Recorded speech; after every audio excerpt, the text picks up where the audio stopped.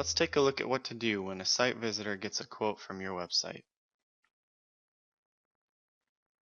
In the Options tab, you can direct view a quote center by highlighting just this portion. I'm going to copy and paste this into my browser.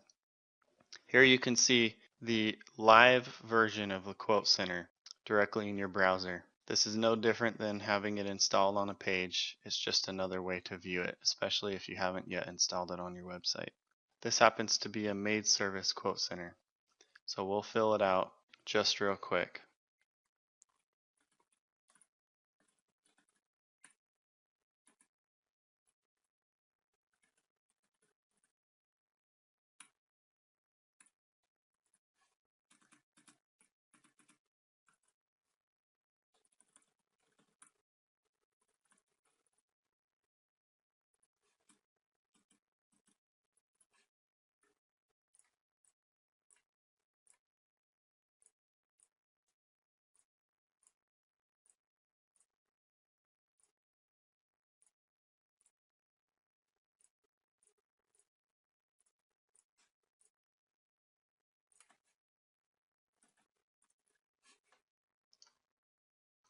Now that Sally Henderson has received a quote from your website,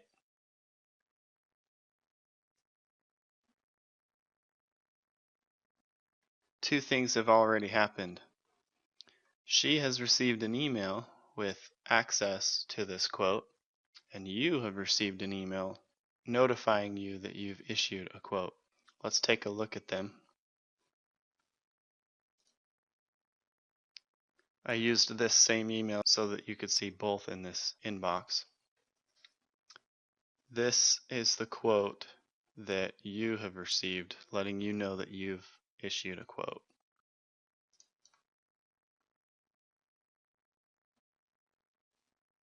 Lets you know you've issued a quote to a visitor. Gives you all the details that we've learned so far about them. Gives you the totals of each package, and if you're unsure of what the packages were, you can always go straight to the full quote here to see what she saw.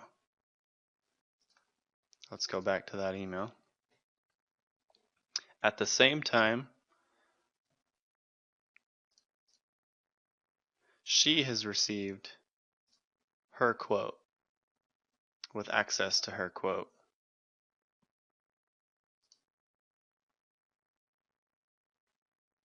In case she doesn't book the quote right away and needs to talk to her husband and so forth, she still has access to the quote, and you still have a link with her in her inbox. Now let's go back to the quote itself. So let's say she looks through and she decides to book this service here. Now two more things have happened. She's now received another email and you've received another email. Hers is thanking her for booking and letting her know that you'll contact her soon. Yours is letting you know that she's booked a service and which one she's booked. Here now she can add some additional preferences to her service, to her booking rather. Almost everybody fills this out.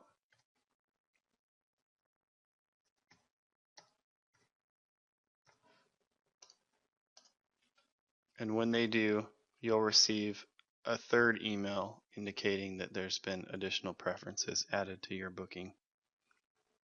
Let's go take a look at those.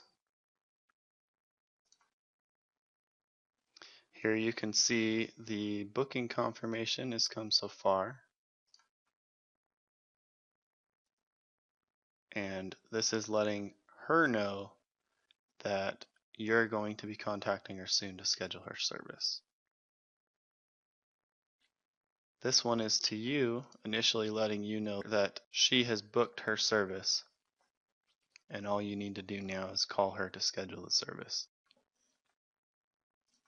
This one is letting you know that she has added additional booking preferences to her booking. She doesn't get a third email after doing that, only you do.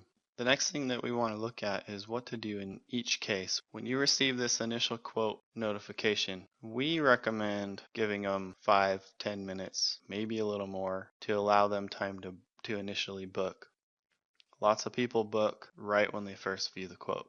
However, lots more people don't book right away. They want to think about it, they want to share it with their spouse, they want to get additional quotes, what have you. At this point, the best thing to do is to contact them directly. We like a phone call. They give you their phone number here. And ask them if they have any questions about their quote. Let them know that you've taken a look at their quote and you wanted to see if they had any questions on it, or if there was anything you could help them with, or if they would like to look at the schedule, in other words, book the service. At this point, a lot of people may or may not already have a question, but just beginning to communicate with you. Their true questions and concerns frequently come out, giving you the opportunity to complete the sale, schedule the service, and book the service over the phone. Even better, the next scenario is they look at the quote, they book before you even have a chance to attempt to contact them. At this point, you already know what service level they're interested in. You already know that they want to schedule the service. Let's look at that other email.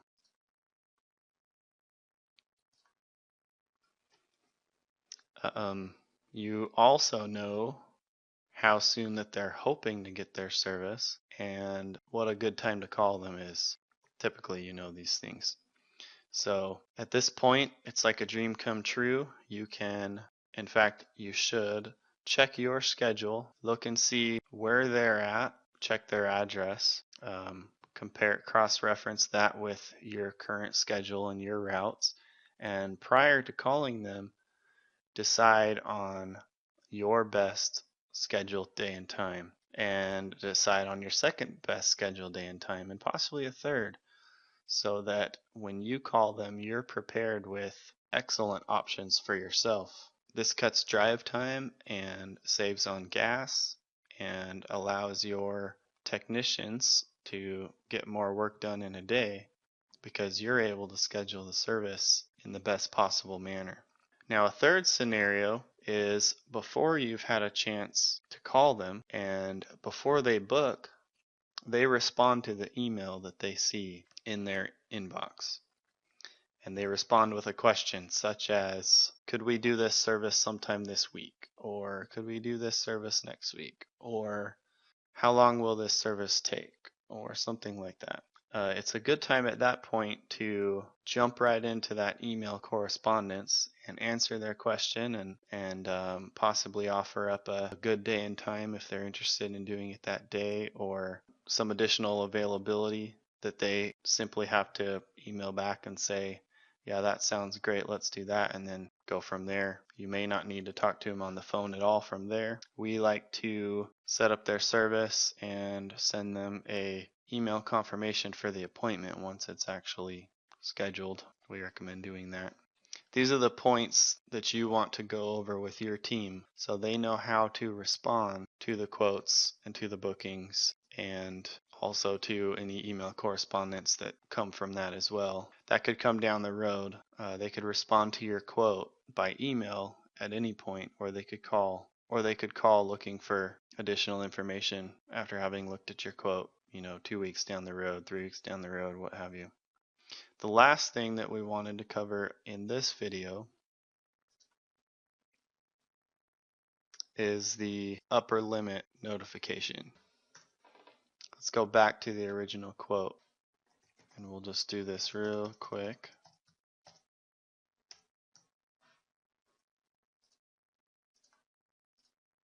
Let's say you have your upper limit. You can set anything as an upper limit parameter.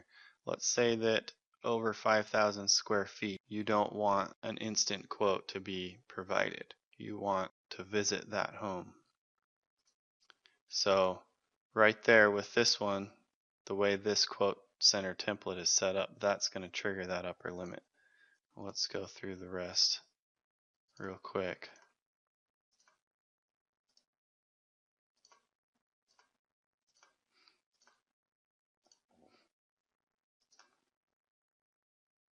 I don't know if you can see all of that. It looks kind of funny because I left some fields blank, but had I put in my name, the name, and what have you, it would say, thank you, my name, for using the quote center, and then they would see this message rather than getting to the quote. This message basically is telling them that we would rather do, or we would like to do, an on-site quote as a free courtesy for their particular house.